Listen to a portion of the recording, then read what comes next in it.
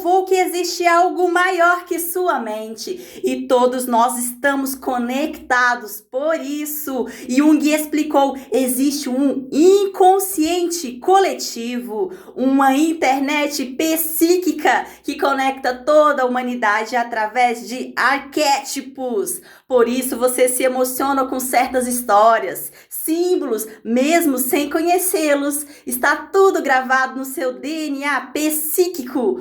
Já sentiu essa conexão? Conta a sua experiência.